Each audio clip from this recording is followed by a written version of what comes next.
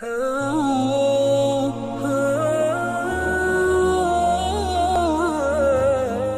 کی ابتدا ہے وہ ایک ایسے واقعے سے ہوتی ہے جس میں محمد صلی اللہ علیہ وسلم پر ایمان لانے والوں کا ذوق اور ان کا شوق اور جذبہ، اور جو ڈینائرز تھے، جو منکرین تھے، ان کا کیئرلیس ایٹیٹیوڈ یا ان کا لاؤبالی پن اور ان کا نان سیریس ایٹیٹیوڈ، ان کا غیر سنجیدہ رویہ، وہ سب ظاہر ہوتا ہے.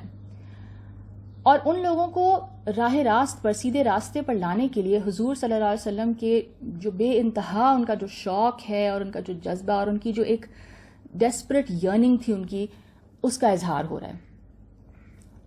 اب اس کی جو، جیسے میں نے کہا، جو اس کی ابتدائی 10 آیات ہیں، اس میں ایک واقعے کا ذکر ہے، ٹھیک ہے. اور وہ جو واقعہ ہے وہ کیا ہے؟ وہ وہ واقعہ ہمیں حدیث اور تاریخ کی کتابوں میں بہت ڈیٹیل کے ساتھ مل جاتا ہے. جو مشہور اس کا واقعہ اس کے بارے میں ہے وہ یہ ہے کہ حضرت عبداللہ ابن ام مکتوم رضی اللہ تعالی عنہ، who was a distant relative of Bibi Khadija رضی اللہ تعالی عنہا، ایک دن رسول اللہ صلی اللہ علیہ وسلم جو تھے وہ سرداران قریش کے ساتھ تشریف فرما تھے، ٹھیک ہے. یعنی he was let's say کہ he had a meeting with some important tribal leaders of قریش، اور خانہ کعبہ میں، مسجد حرام میں وہ تشریف فرما تھے، خانہ کعبہ کے پاس انہیں وہ دین کی دعوت دے رہے تھے. اچھا، اس دوران یہی صحابی جن کا میں نے نام لیا ابھی، عبداللہ ابن ام مکتوم، یہ محفل میں آئے، اینڈ دین ہی انٹرپٹڈ رسول اللہ صلی اللہ علیہ وسلم. وہ بار بار رسول اللہ صلی اللہ علیہ وسلم سے کچھ سوال پوچھ رہے تھے، ٹھیک ہے. ان دا midst of this meeting that رسول اللہ صلی اللہ علیہ وسلم واز کنڈکٹنگ، جس میں وہ سرداران قریش سے گفتگو کر رہے تھے، ڈائلاگ کر رہے تھے.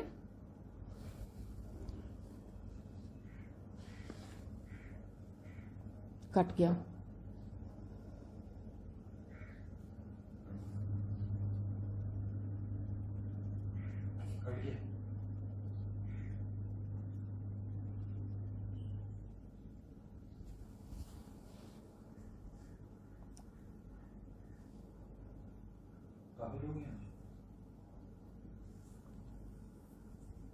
جی، السلام علیکم.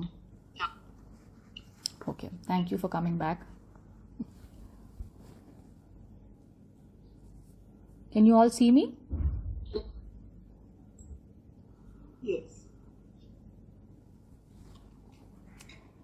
تو یہ جیسے میں ابھی بات کر رہی تھی before we got cut off، کہ رسول اللہ صلی اللہ علیہ وسلم was in conversation, was in a meeting with the tribal leaders of قریش، ٹھیک ہے. اور ان کے نام بھی آتے ہیں شان نزول میں جو احادیث ہیں.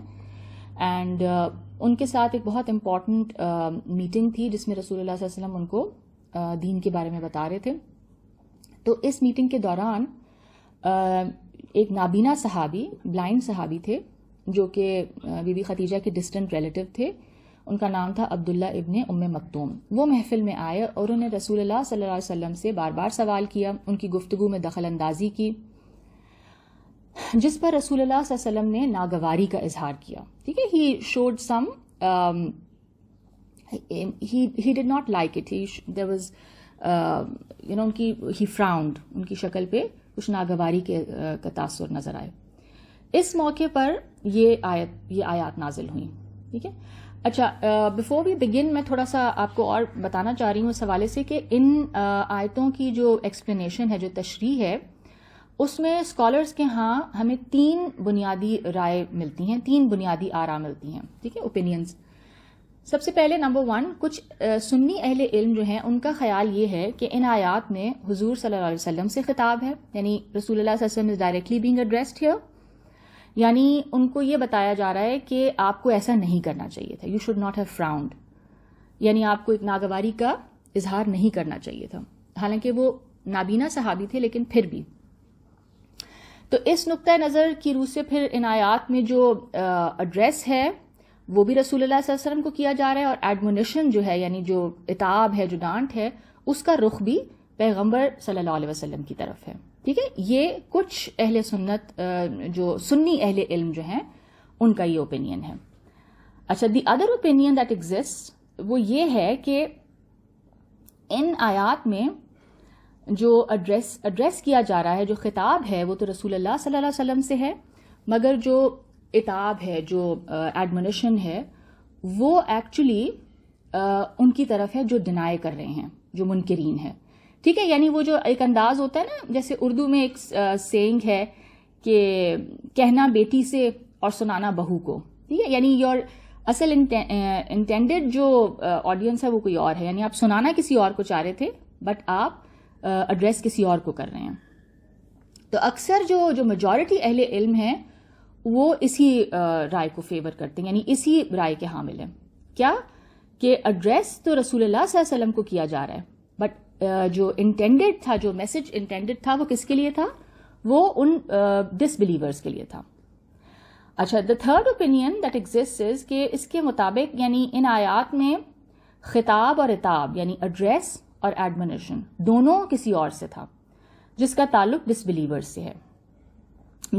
سے تھا. یعنی یہ جو رائے ہے یہ اہل تشیع مفسرین کی ہے، اور ان کے مطابق کوئی بنو امیہ جو تھا اس کا کوئی ایک شخص تھا جس کو یہ بہت برا لگا، اس کو ناگوار گزرا، اور اس نے یہ جو انٹرپشن تھی بار بار اس نے وہی فراؤنڈ. ٹھیک ہے، تو اس کو ڈانٹا گیا.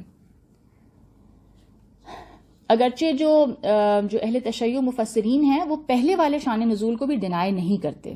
ٹھیک ہے.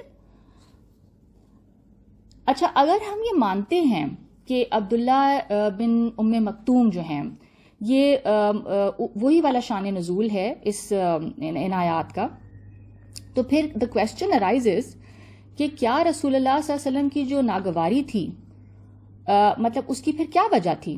کیا آپ جو اریٹیٹ ہوئے یا جو آپ کو برا لگا اس کی وجہ یہ تھی کہ وہ جو صحابی تھے وہ ایک تو ہینڈی کیپ تھے، نابینا تھے، اور پھر وہ ان سرداروں کی جو تھی جو سوشل اور اکنامک سٹیٹس تھا وہ بہت زیادہ تھا، they were rich and he was not.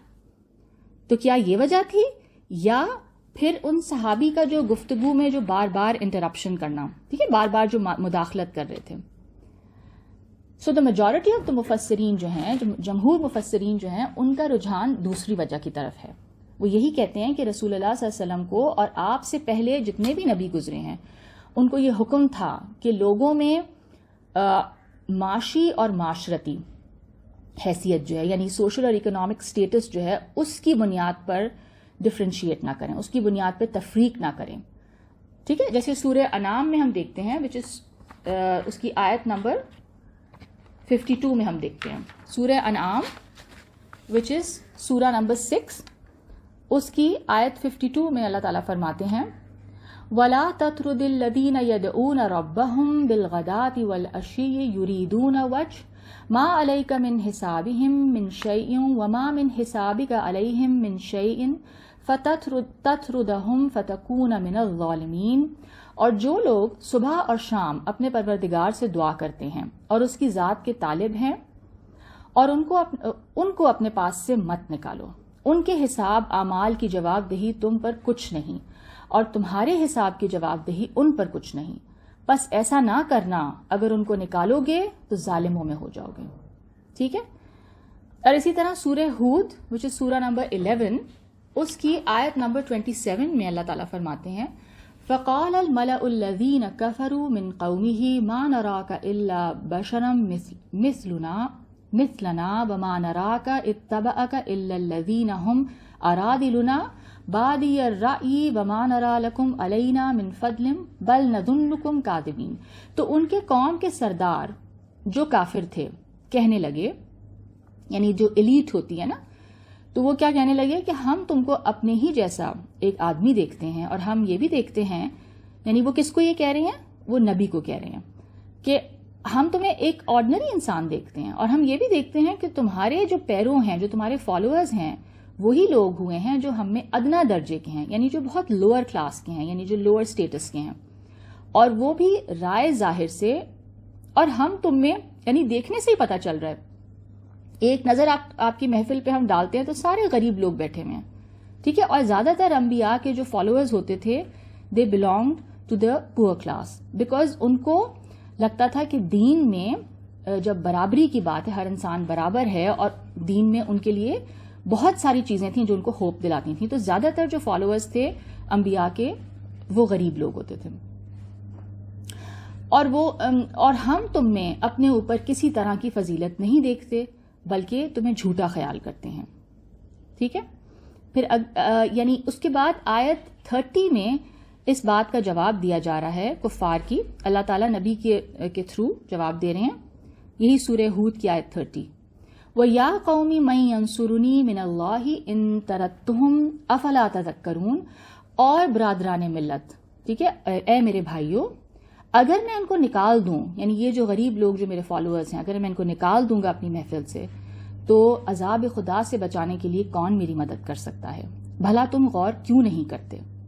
ٹھیک ہے. اینڈ دین آف کورس ہم رسول اللہ صلی اللہ علیہ وسلم کی جو اخلاقی بلندی ہے، ان کا جو اعلیٰ ترین اخلاق تھا جس کے بارے میں قرآن نے خلق عظیم کہا ہے، کہ یعنی کہ ان کا اخلاق بہت اونچے درجے کا اخلاق تھا ان کا.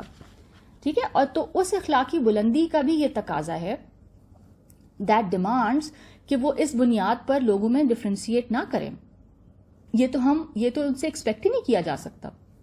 اور خود رسول اللہ صلی اللہ علیہ وسلم کا اپنا جو جذبہ تھا، جو ان کی نیک نیتی تھی، ان کی جو سنسیئرٹی تھی اور ان کی جو شدید خواہش تھی، I mean like I said his desperate yearning کہ تمام لوگوں تک اللہ کا پیغام پہنچے. اس جذبے کی وجہ سے حضور صلی اللہ علیہ وسلم نے اپنا چین، سکون، اپنا آرام، سب کچھ اپنا قربان کر دیا اس راہ میں. جیسا کہ اور جس طرح یہ تمام انبیاء کی سیرت میں ہمیں نظر آتا ہے. ٹھیک ہے. ان کی قربانیاں اور ان کی پھر سفرنگ بھی جو ہے ہمیں نظر آتی ہے. تو اسی طرح ہم یہ دیکھتے ہیں اسی بات کو سورہ کہف وچ از سورہ نمبر 18 اس کی آیت نمبر 6 میں اللہ تعالیٰ فرماتے ہیں فَلَعَلَّكَ بَاخِعٌ نَفْسَكَ عَلَىٰ آثَارِهِمْ إِن لَّمْ يُؤْمِنُوا بِهَٰذَا الْحَدِيثِ أَسَفًا. اے پیغمبر صلی اللہ علیہ وسلم، اگر یہ اس کلام پر ایمان نہ لائیں تو شاید تم ان کے پیچھے رنج غم کر کر کے اپنے آپ کو ہلاک کر دو گے. ٹھیک ہے. اللہ تعالیٰ نے رسول اللہ صلی اللہ علیہ وسلم کو کیا بتایا ہے کہ ایسا لگتا ہے کہ آپ اس غم میں اپنے آپ کو ہلاک کر دیں گے، کہ لوگ آپ کی بات نہیں سن رہے، لوگ اپنی فلاح کی طرف نہیں آنا چاہتے، اپنی بہتری نہیں چاہتے. اور یہی چیز پھر سورہ شعراء وچ از سورہ نمبر 26 اس کی آیت نمبر 3 میں ہم دیکھتے ہیں لَعَلَّكَ بَاخِعٌ نَفْسَكَ أَلَّا يَكُونُوا مُؤْمِنِينَ. اے پیغمبر صلی اللہ علیہ وسلم، شاید تم اس غم سے کہ یہ لوگ ایمان نہیں لاتے اپنے آپ کو ہلاک کر دو گے.